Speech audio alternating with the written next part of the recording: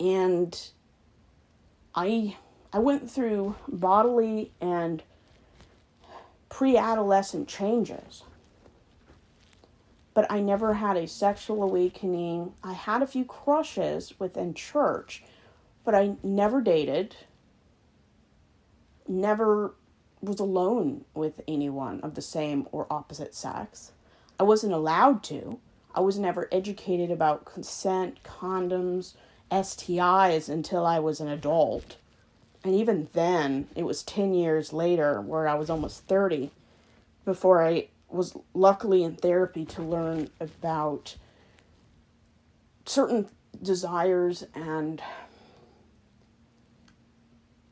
certain bodily reactions to stimuli are completely normal. For those who've grown up in extremely conservative, high control, fundamentalist conservative denominations and religions, you may be aware of how repressive religion is. It doesn't have to be, but it's consistently extremely repressed when it comes to sexuality. Every denomination is different, whether they accept LGBTQIA plus people, or whether they deny, hate, or try to villainize them. I mean, there's different spectrums. And every denomination, even within certain denominations, are so diverse, complex, and vary. I mean, you can't stereotype. But there is consistency among the extreme fundamentalist Christian groups. Southern Baptist, Calvinistic, whatever the Duggars were into, I think it was Gothard. It does a lot of harm.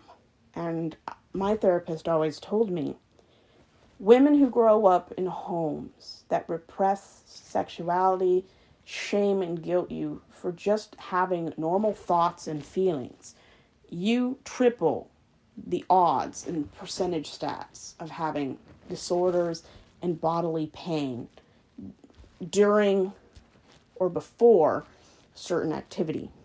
Vaginismus, endometriosis, pelvic floor pain are a few. Religious beliefs concerning sexuality and bodily autonomy is something that can seep so deep into women's subconscious. It affects them in ways they're not even aware until they're in pain or they can't take part in normal behavior. The Christian theology and concept of original sin is one of the chief reasons why religious women may experience shame and sexual guilt. Many church followers during the early parts of the 4th and 5th century, like Augustine of Hippo, influenced how, even today, we view female sexuality. The idea that sex is only for procreation, or that you shouldn't even face it, acknowledge it, or pursue it until marriage is very much a St. Augustine of Hippo doctrine. The belief that Eve tempted Adam and that women are the original sin of temptation, the Jezebel of the corruption of men.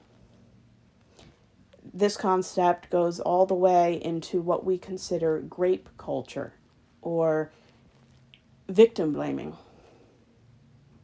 The concept in any area or any religion or group, whether religious or not, is that female sexuality can be extremely dangerous.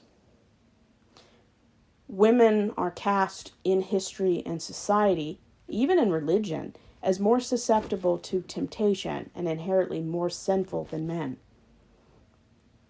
Some writers in the ancient world called women the devil's gateway, placing blame on the original fall into sin on Eve and all of her female descendants. the idea that sexuality is not a natural part of creation, but as a